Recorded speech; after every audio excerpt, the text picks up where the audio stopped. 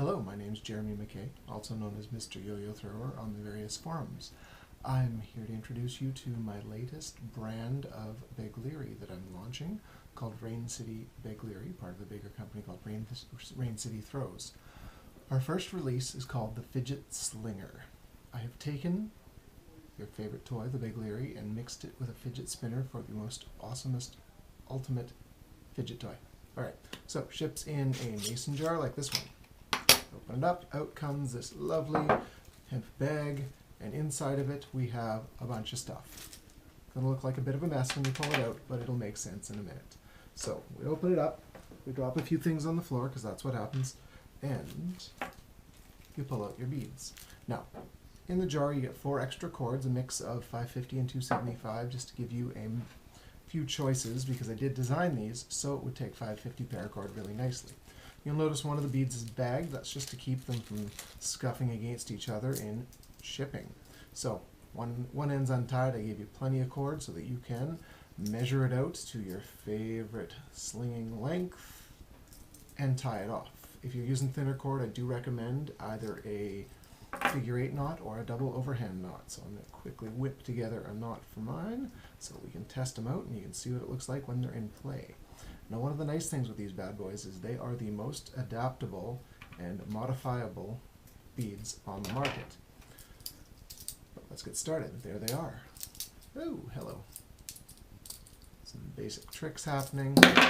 Drop them on the table. That happens. Whee! Okay, so use them as Begleri. That's great. Part 2 is your fidget spinner. Both ends spin.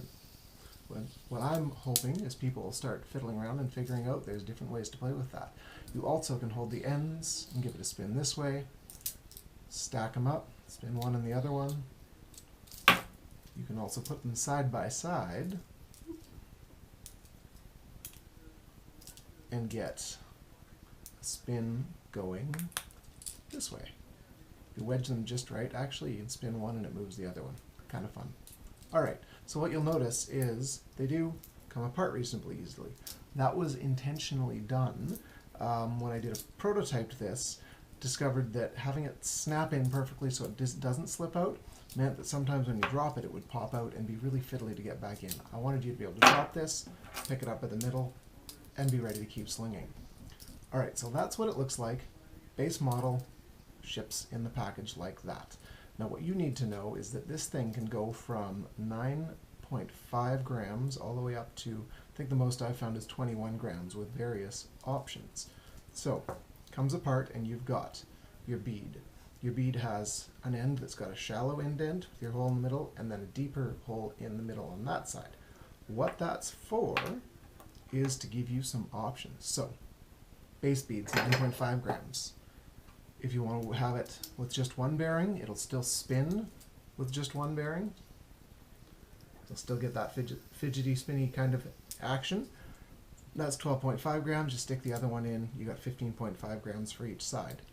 Then come the options. If you're a fan of monkey finger, you've probably got a set of monkey bars. That hole there is designed specifically to take a monkey bar perfectly. So you slap one of those in, and now you're up to 17.5 grams. If you don't want to play with the bearings, your options continue. You can take the brass monkey bar, slots in there nicely, maybe put a copper one on this end. Alright?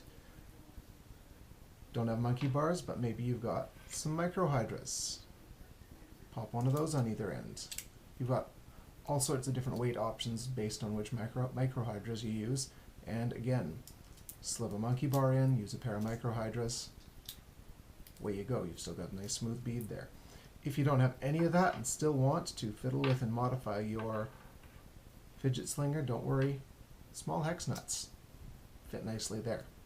Now, what you might have noticed in the bag is when I dumped it out, there were these little plastic beads. Those are for if you're using just one bearing on the bottom end. What I like to do is slip a bead on the top end. What that does is it helps keep the cord a little more centered and gives you more of a rounded tip to slide off of during play. So each bag will have a few beads for you to play with. Also, rubber bands. So some people don't like stuff falling apart, falling around. Quick and dirty DIY type solution, you take your rubber band, you pinch your bead like this, and you wrap and wrap and wrap and wrap and wrap and wrap and wrap. And you gotta go about 15 times around. Try to keep it pretty tight, and what's gonna happen is you're gonna end up with a big mess of elastic band wrapped around your cord.